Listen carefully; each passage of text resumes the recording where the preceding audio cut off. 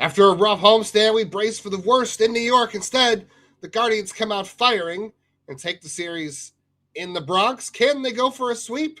We'll talk about on today's Lockdown Guardians.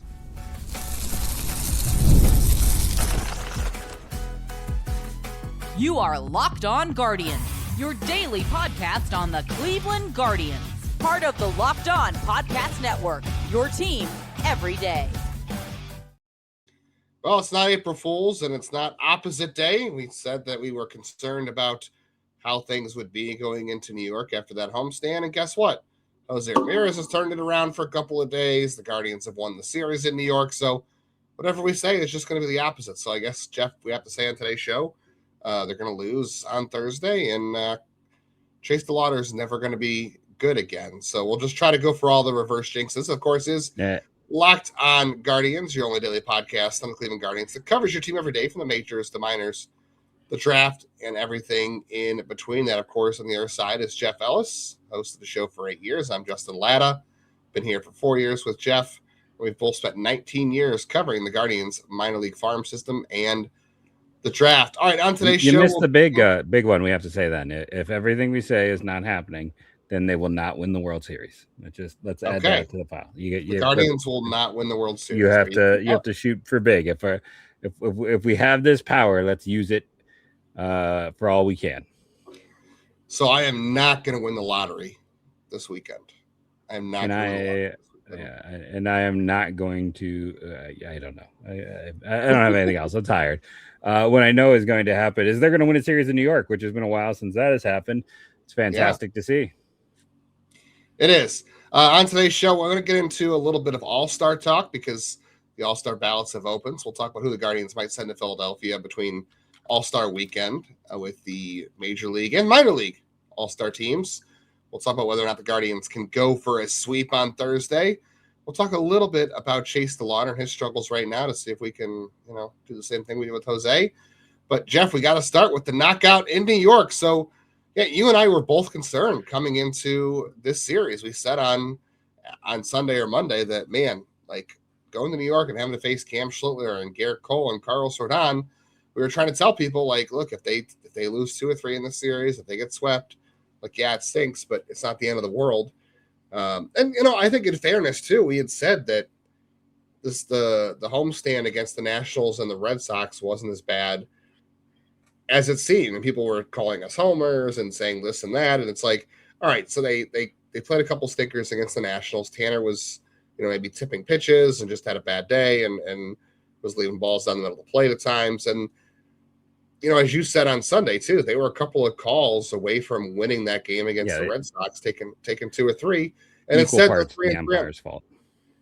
Yeah, and then 3-3 on a homestand, like you're like, okay, I don't love it, but it's not the worst thing in the world.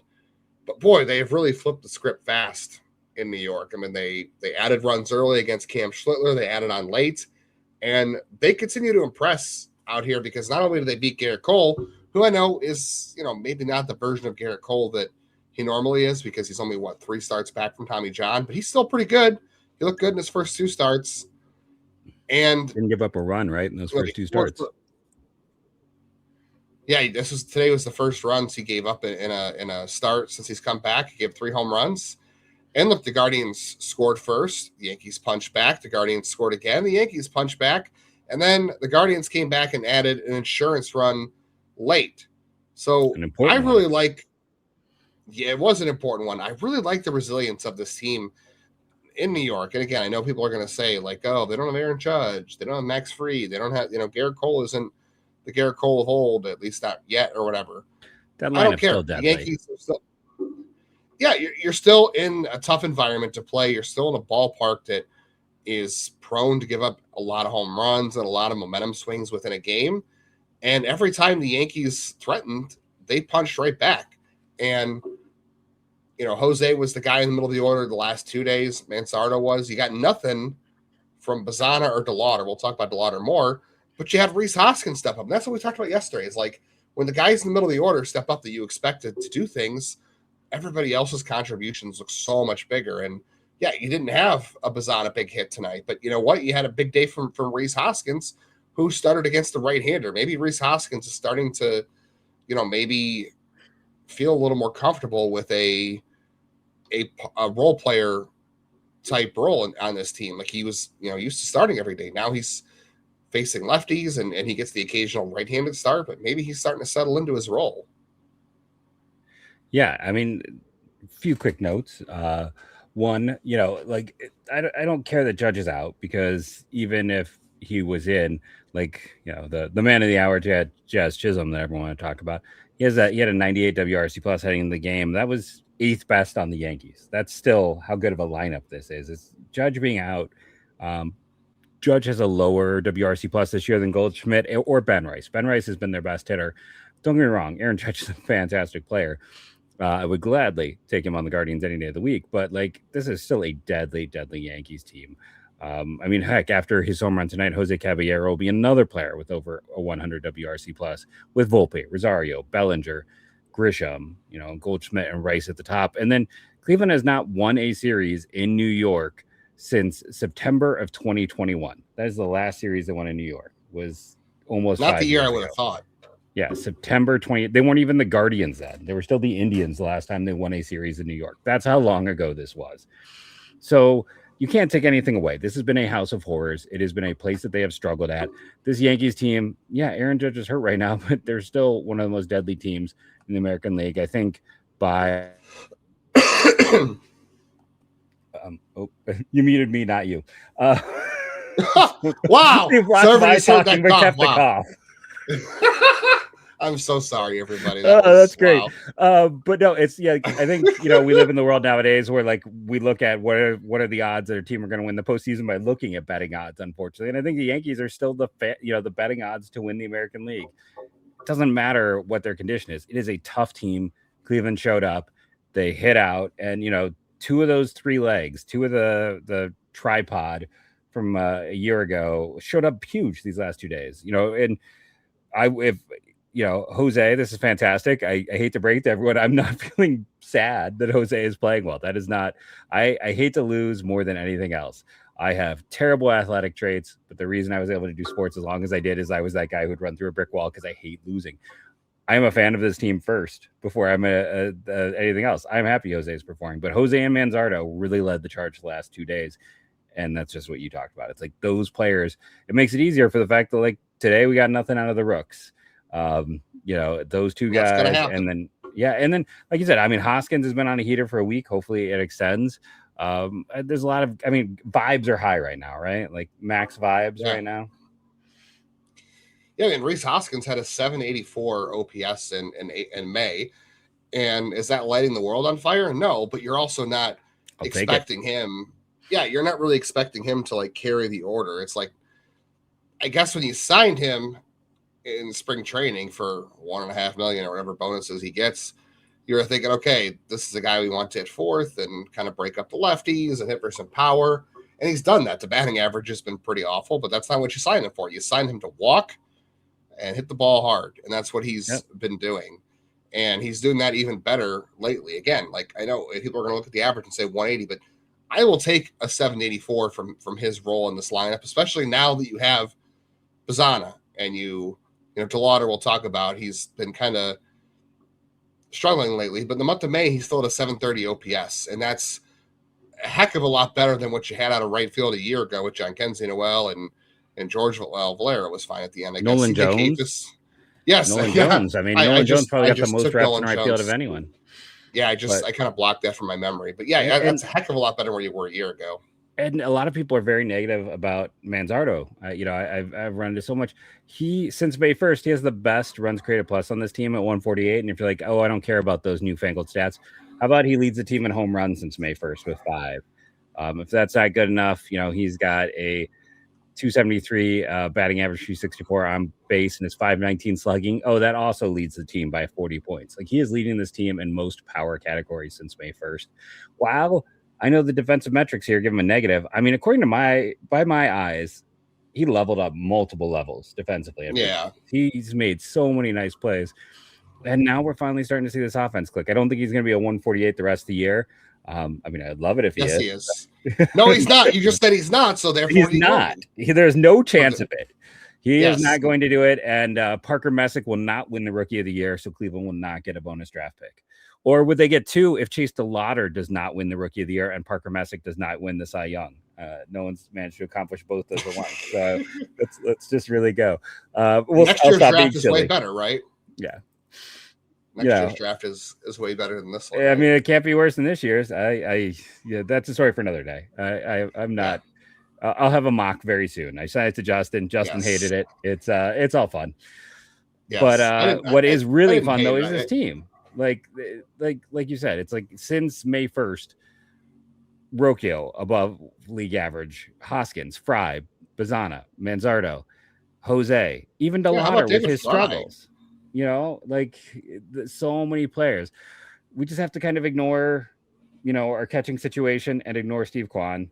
And Steve Kwan, apparently he's no longer Steve, he's just Steve Kwan. Ignore Steve Kwan and ignore Bailey and Hedges, because Hedges it's kind of fallen off with as well.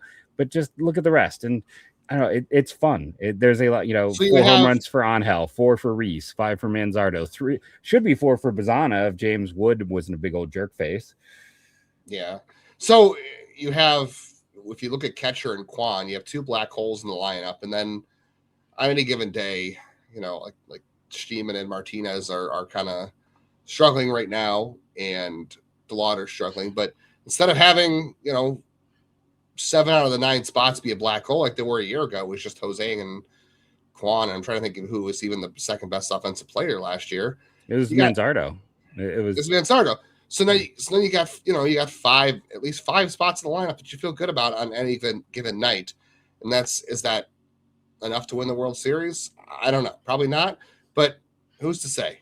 We'll talk about more if the Guardians can go for the sweep the leg on Thursday.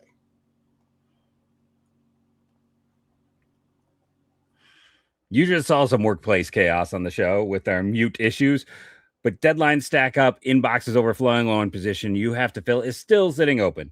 When the pressure's on and you need the right hire, this is a job for Indeed Sponsored Jobs. Indeed Sponsored Jobs helps you reach the people who actually fit what you're looking for. Skills, experience, location. So you're not just hoping the right candidate stumbles across your post. You're just not hoping to find a second left-handed reliever. You're finding it. And here's the stat that says it all. In the minute I've been talking to you, companies like yours have made 27 hires on Indeed, according to Indeed data worldwide. So if you're hiring, spend less time searching and more time interviewing the candidates that check all of your boxes with Indeed Sponsored Jobs.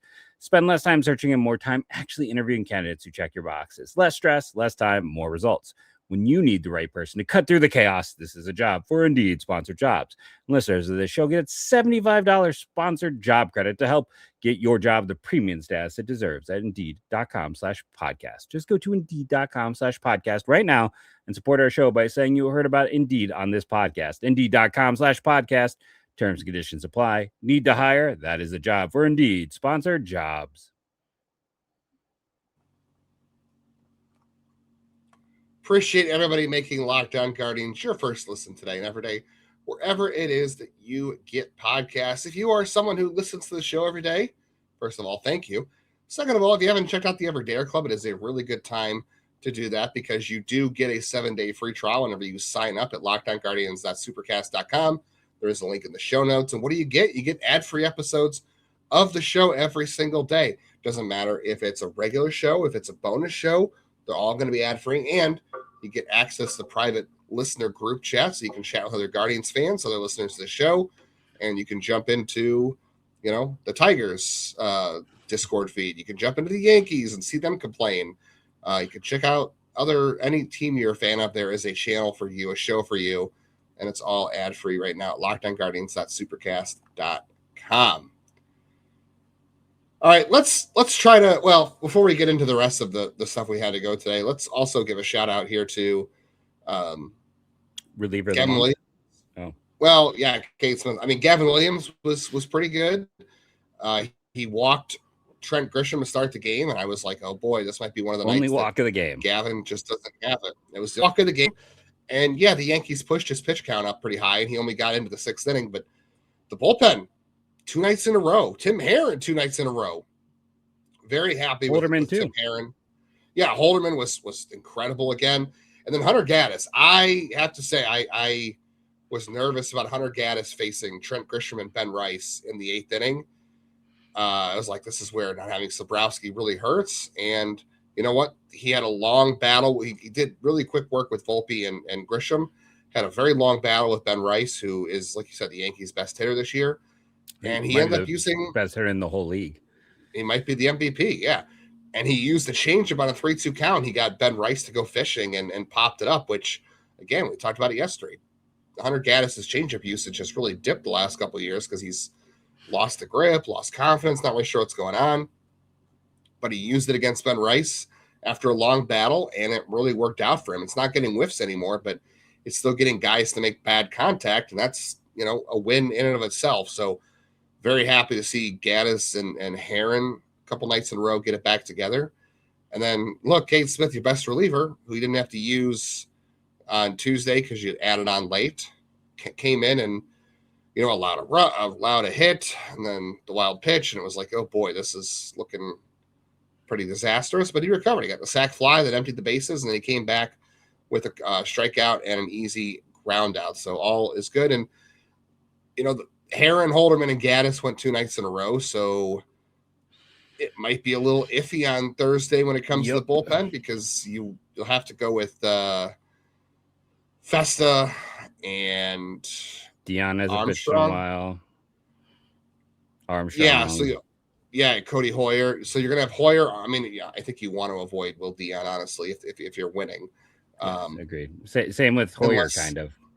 Unless you have. Yeah, I mean, Hoyer's probably like a guy that comes in here's the problem. Slade Ciccone is pitching, and he's been better lately, but I don't know if this is the team in the ballpark you really want to see him pitch against. So I think you're going to need the whole bullpen again. But the good news is Cade Smith will be available because he didn't pitch on Tuesday. So that's good news. And he looked pretty good outside of that. So extra reason to be thankful for that Bazana base clearing double. Yes. Otherwise, I don't know. Yeah, I don't know who would be closing on Wednesday if they have it, or Thursday if they have a chance to close. So, Jeff, do we think they have a chance for a sweep? Carlos Rodón has been pretty good this year. 3.32 ERA, 3.16 expected ERA. However, the one thing that I'm very interested to see what happens here is he has a 16% walk rate. That is in the 3rd percentile in all of MLB. The Guardians are very good at taking pitches. Can they force his pitch count up and maybe get some runs and make it so the bullpen's not as big of a factor as it could be? Because they didn't walk a ton against Garrett Cole because he was in the zone, and they didn't walk a ton against Cam Schlittler because they were hitting everything. So maybe they can draw some walks against Rodón. He's not necessarily a dominant changeup guy, so that's a good thing, right? Like he doesn't not a guy who has a big changeup. It's mostly fastball, slider, sinker. He does throw some changeups to righties, but not a ton.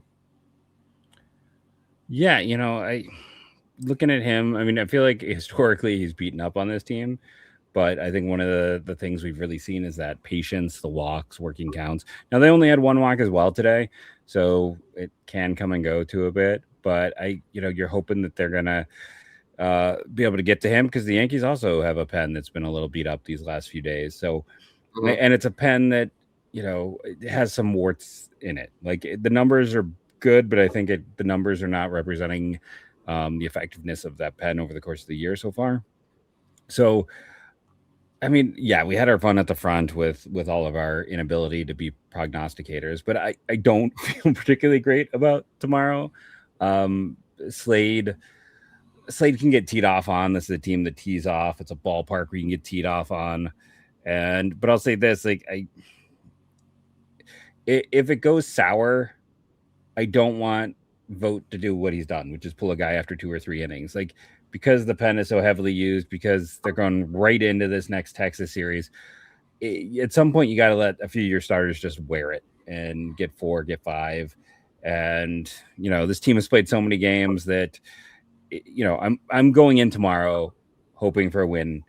And that's, I'm not going in and I'm kind of going in expecting a loss, but I'm not going in saying they're going to lose. I'm not going to go in that. There's always a chance. I mean, this whole series, the expectations were low, but if things go sideways, let some of the guys who need a rest, and let Slade, throw 110 pitches and go 4.5 innings or whatever you need. Penn needs a little bit of a chance to. We have not had a nice, super long start to let the pen rest, as well as just having no off days. like hardly ever. So at some point you got to let a few guys wear a bad outing if it happens. Yeah, you want to get Slade a little bit deeper into this game. And, the other thing, too, is I can't even sit here and say, like, the thing I complained about in the last homestand was that when Vogt was going to the pen down a run or two, he was going to the low leverage guys. He was bringing out Hoyer and Dion. And that's all he's got tomorrow. Right. So it's like I can't even sit there and say, well, if they're down a run or two, still you can't go to Hunter Gaddis. But I'd still like to see Sean Armstrong down a run or two before I see Will Dion or Cody Hoyer. But we'll see how long Slade Ciccone goes and can pick things up. Yeah, you definitely, at the least 5 innings. But it's going to be an interesting game to see how they piece it together. That's why I said draw a lot of walks off Carlos Rodón because he's walked a lot of guys so far this year. And hope the offense makes it so you don't worry about the bullpen as much. They've done a good job of that so far in the series in terms of responding with runs and hitting the ball in New York. That's the other thing I'll say too, is that when Schlittler and Cole made mistakes, they hit them for home runs. They didn't just get base hits. They hit them for home runs. And that's what you have to do in New York. You have to be able to hit the home run ball because they're going to do it. And the game can change very quickly in New York. And for Kyle Manzardo, if you looked at online and social media, both home runs he hit this series were balls out of the zone. Like he must just be feeling it. They were both golf. They both had like launch angles almost near 40 both times. So he's just feeling it right now. So good for him. We'll never know what that feels like, but good for Kyle Manzardo. All right, we want to dive a little bit into Chase DeLauter. If we have time, we want to get into All-Star ballots. That came out today as well. We want to talk about what might happen in Philadelphia and who from the Guardians you might see there.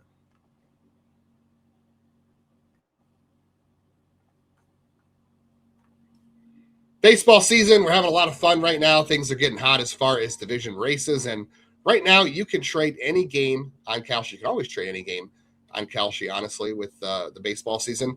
Heading over to Kalshi right now, if you had put 100 on the Guardians and the prediction market to win on Wednesday, which would have been, the market was saying heavily going towards the Yankees. It's going heavily towards the Yankees again on Thursday. So if you want to go in there right now and put 100 hypothetically down on the Guardians winning, then guess what? You're coming back right now at 257, a 39% chance to win right now. So the market says right now the Guardians cannot pull off the sweep. If you want to get in there and ride the wave. So right now on Kalshi, because you're trading against peers, there's no house. So you can buy in and out of your positions as the probability changes. So if you like where you're at, you can pull out of it. If you like to ride, you can stay in for a limited time. Download the Kalshi app and use code LOCKEDON to get $10 when you trade. 10 KALSHI. Trade on anything. 18 plus only. Restrictions and eligibility requirements apply. Event contract trading involves risk and may not be suitable for all investors. Prices, values, and available markets may differ from those mentioned. For more information, go to kalshi.com/regulatory. Well, you put out a bonus episode on Wednesday. It was the AL Central Squad Show. If you hit the bell on YouTube as a subscriber, you would have been notified when that video went live. So you can go watch that, which a lot of you did. Thank you. And if you auto-download on all of your private audio platforms, you can keep the show in your feed wherever you go, so you never miss an episode. You can go back and check it out. I'll tell you how many you have to get to catch up, because we're here every single day with you. All right, should we press our luck, Jeff? And should we express our concerns about Chase DeLauter? Jeff has no concerns. He's silenced. Okay. Well, Jeff's not worried about Chase DeLauter. I was saying I don't know if they're concerns, but there's definitely some things that kind of stand out a little bit right now. Yeah, I think the biggest thing, 2 things here. So Chase DeLauter obviously didn't have a good first 2 games in the month of June in New York, but in the month of May, he also has really seen a downturn. He hit 279, 345, 385 in May. What was it? It was like the last. I have to go back to the splits. The splits have evaded me. Like the last 15 days for him, 514 OPS, 224 average. I don't think he has a home run in quite a while, if I'm not mistaken. So what is eating at Chase DeLauter right now? I think there's 2 things. One, he is at, I think he's at the most games he's ever played, right? This is by far the most games he's played in his life. It's got to be at this point in a season, yeah. 57. So I think he's like, if he hasn't hit it yet, he will this week, which is great. But, eventually your body is going to be not used to that. You have to do different things, which, for him to stay on the field. 57 is his previous high. He had 57. He's tied what he did in 2023 for games. So he played 58 on Wednesday. So he has now reached a career high in games played. And no matter what you do, it's going to wear on you at some point. They might have to get him some more rest, not even a DH day, just give him a full day off, right? Like, I know they've been using a DH day to give him a day off. He might need a full day off at some point, and that's okay. Maybe against Carlos Rodón is the day to do it, actually. So maybe Thursday he sits and you use him as a pinch hitter if you need to. I like that. So he might need that. So that could be part of it too. And if you go and you look at his heat maps, it's very clear what has happened is the start of the season through the end of April. The highest percentage of pitches, the marks are all very, very deep red in the middle third of the zone. So that means the pitchers were throwing plenty of balls in the zone and inside, and he was able to turn on those and hit them for home runs. I mean, in March he had four of his five home runs in March. So I think he has 7 now, but he had 4 home runs in March. Remember, we only played like a weekend in March, and then from May 1st to Tuesday, the heat maps, the very dark red circles are, guess what, Jeff? They're low and away. So pitchers have decided, guess what, Chase, since you can turn on the inside pitch, the highest percentage of pitches you are going to see is going to be low and away. So he's going to have to figure out how to adjust to – he's got power the other way. He will be able to do that. He's just got to figure out how pitchers are pitching to him. And luckily, he's still taking his walks. His chase rate has actually gone down since the start of the season. So he is still taking his walks. He's not chasing bad pitches. The biggest issue for him is there's a little more swing and miss the zone with where pitches are going and a lot of weak outs. So, and there's also some bad luck too. Like, I think there was a pitch tonight that he hit really hard that I was like, wow, that was. Was it the first inning again? Or was that yesterday? That was the first inning. It was today. It was today in the 6th inning. He had a 100 mile an hour fly ball, 380 feet that had an expected batting average of 470, which isn't, in terms of expected batting average, isn't great, but it's still pretty good. So there is a degree of bad luck. So again, multiple things can be true at once. Pitchers are pitching him differently. Perhaps his body is responding to the season at this point, given his past. And, he's got a little bit of bad luck. All those things are why he's got a 514 OPS the last 2 weeks, I think. Yeah. 537 OPS the last 30 days, by the way. Yeah, it's the league is adjusted. It's a situation. It happens. I mean, I saw a thing today about who are the top rookies in the in baseball, and they still had Kevin McGonigal up there, and it's like Kevin McGonigal is having similar issues. Like he is, he's a sub 800 OPS now. He's at a 285 batting average. McGonigal's been great. Chase DeLauter has been great, but the high level that those two started at has faded long a bit. way to fall. Yeah, I mean, I think it's never going to happen, but I think the most impressive rookie this year has been Parker Messick because he's just kept it going. Unfortunately, pitchers always get overlooked, but that's the way it works. But Chicks take the whole set of voters. There's a pair of Cy Young Award winners over here. But yeah, going back, it's a situation where the league is adjusted, which is what the league always does. This is why so many players have their best season as rookies, because then the league really adjusts and things kind of settle in. He's for all of the struggles, like I said, he's at a 768 OPS. He's like 30 points below McGonigal. He's, similar numbers. He's still in that upper tier of rookie performers. You're just more than anything, I'm just happy he stayed healthy. The interesting thing is, after all of our debates and everything else, he's at 57 games, roughly a third of the games he'll play this year. He's starting to fall off the 20 home run pace. So that's going to be the thing to watch. Will we get, Yep. A month ago, you're like, there'll be 2. And now we're like, will there be 1? I still think there'll be 1. Yes. We'll have to see. It's the big year. I can't say that word. Big year. Nope. It's the way baseball is. There's the ups, there's the downs, there's the interesting bits, and I have full faith he'll recover and be fine. It's just this is what happens. And it's going to be about him kind of showing that, hey, I can do some damage with those pitches as well. So teams have to kind of honor him a little bit more. If it just is a complete dead zone, then that's all he's going to ever see. But I think he's a good enough hitter, as you talked about as well, that he'll recover. So he's got to make teams.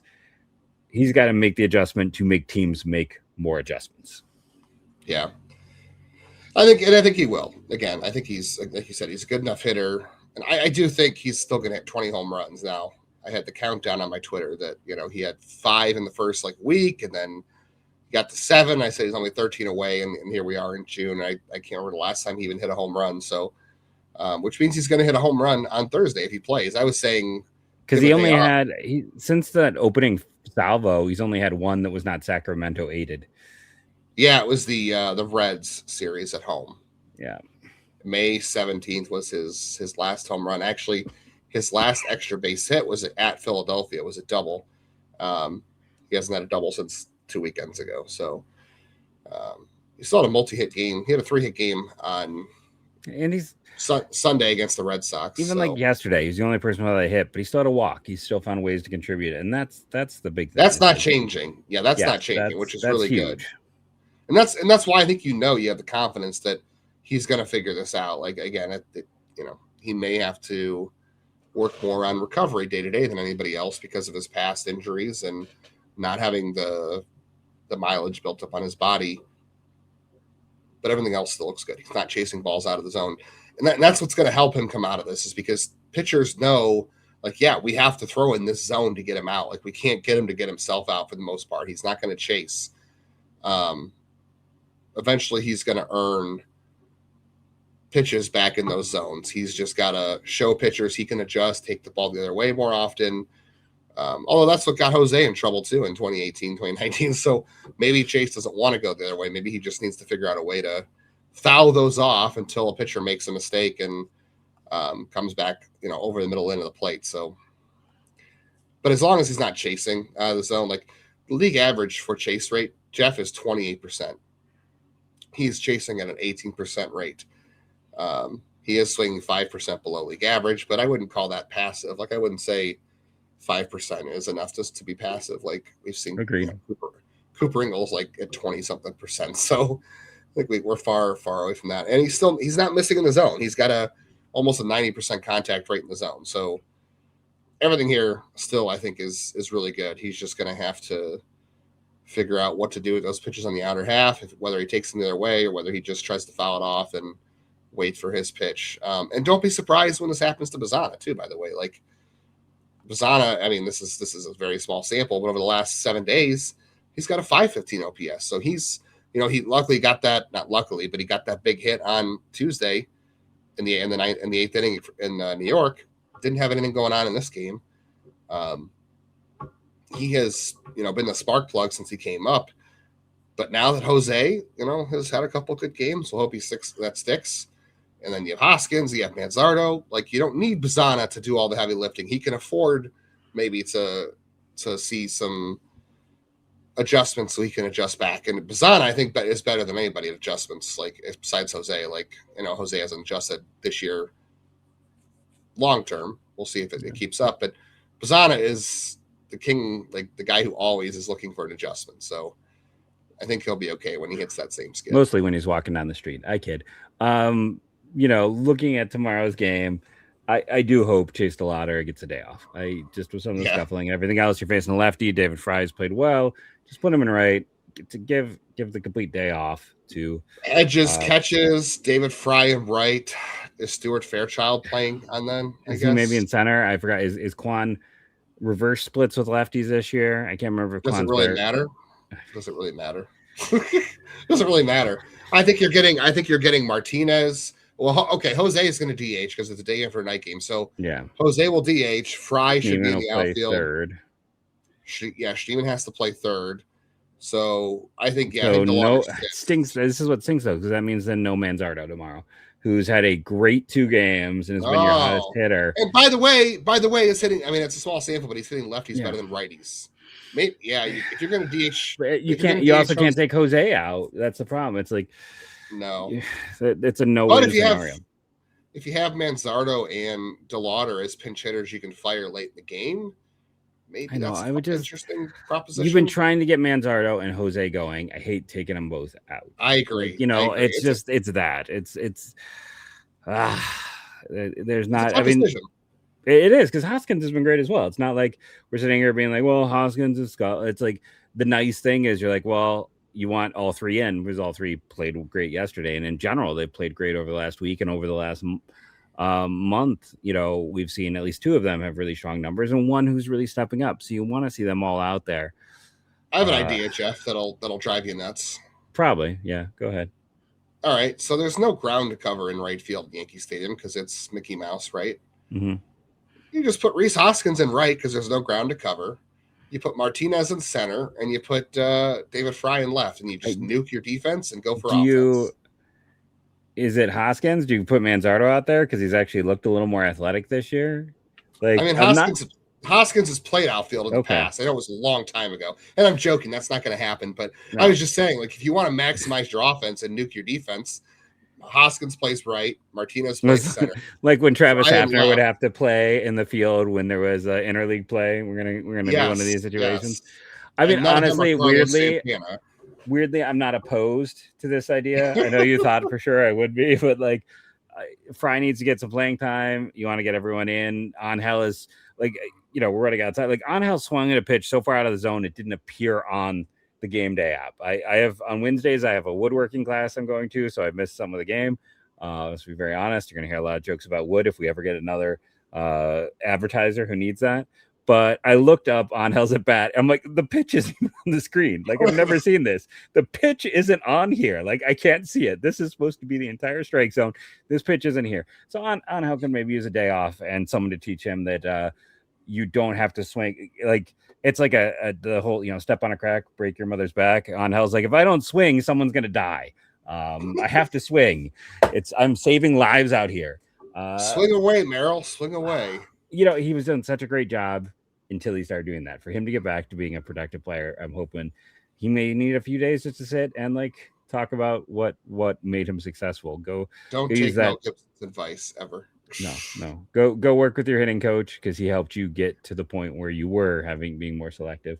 We're not being selective because we're going long here. We have the bonus episode, so make sure you're checking that out.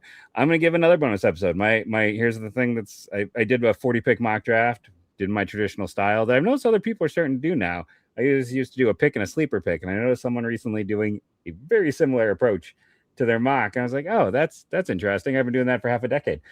But yeah, so I'll have that. Justin doesn't love the Guardians pick. I'm not sure I love the Guardians pick, but I'll get into that discussion. So there's that to look forward to. We got the Texas series coming up, and of course we'll talk about hopefully definitely not a sweep tomorrow, right? Definitely no sweep tomorrow. No chance. Jose is going to go over 17 tomorrow. That's how this works, right? Whoa. Let's not get carried away here. I'm just trying to do everything I can to help the good times roll. Hopefully you felt the good times rolling on this episode. You could enjoy the fun and the discussion. And thank you all for joining us. And go Guardians, go.